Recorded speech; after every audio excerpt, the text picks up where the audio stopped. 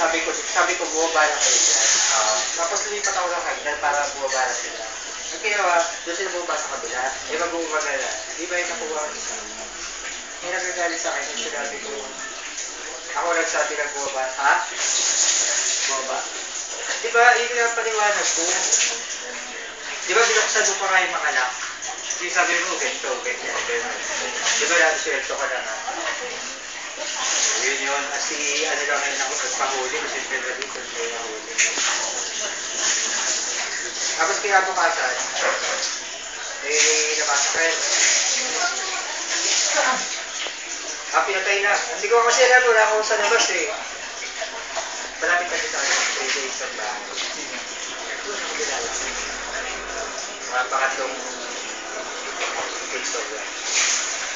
Tapos, nag-iiwan sila sa likod ng bahay natin.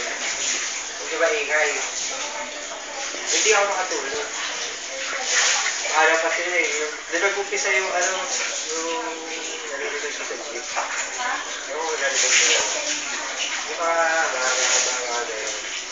hindi ako makatulog. Okay na ba yung mga kanta? Tapos sabi ko, ito tayo papasok ko nila ng hindi ko dyan muna ako dito. Para makapagdala ko. Kasi pangalawang punta ko pala dito. Yung una, parang yun. It was party na. Awit ang sila. Hindi ko raw sila.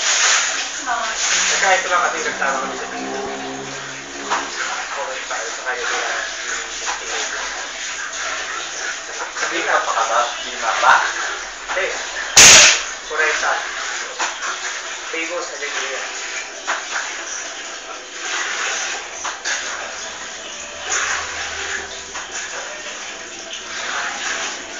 Okay lang.